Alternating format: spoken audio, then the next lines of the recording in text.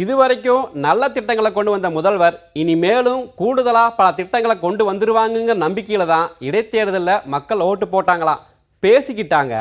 எதிரும் புதிருமா இருந்தவங்க எல்லாம் ஆதரவு எதிர்ப்புன்னு இரு பேரும் அணியா மோதினாலும் ஆளுங்கட்சிங்கிற பலம் கூடுதல் ஓட்டுக்களை கொடுத்துச்சான். கூடவே தொண்டர்களோட உழைப்புலையும் பலன் கிடைச்சுதான் சொல்லிக்கிட்டாங்க. ஐயா, முதல்வர் பதவியில தொடர்ந்து நீடிக்க உதவியா இருந்த முன்னாள் எம்எல்ஏ ஜான்குமாருக்கு நியமன எம்எல்ஏ பதவி கொடுத்து அழகு பார்க்கறதோட கூடுதலா சில தொழில் உதவிகளும் கிடைக்குமா பேசிக்கிட்டுதாங்க ஐயா.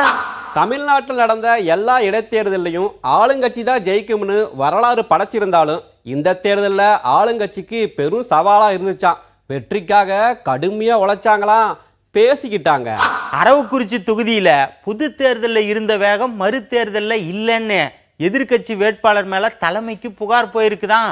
எல்லாம் கான்ட்ராக்ட் விவகாரம் தானா பேசிக்கிட்டாங்க. ஐயா, மதுரையில் மதிமுக ஓட்டுகளும் தேமுதிக ஓட்டுகளும் வெற்றி தோல்வியை நிர்ணயம் செய்யும்னு ஏற்கனவே எதிர்பார்த்தாங்களாம். கூட்டணி கட்சிகளோட செயல்பாடுகள் அந்த வாக்குகளை ஆளுங்கட்சி பக்கம் திருப்பி விட்டுருச்சான், பேசிக்கிட்டுதாங்க ஐயா. தஞ்சையிலையும் திருப்பரங்குன்றத்திலையும் அதிக ஓட்டு வாங்கினதுக்கு மு.க. ஸ்டாலினுடைய பரப்புறதா காரணம்னு சொல்கிறாங்களாம். தலைவர் பரப்புரைக்கு வராத தேர்தலில் இவ்வளோ ஓட்டு வாங்கினதால தளபதிக்கு வெயிட்டுன்னு பேச்சுங்களாம். நமக்கு என்னங்க தெரியும், வெளியில பேசிக்கிட்டாங்க.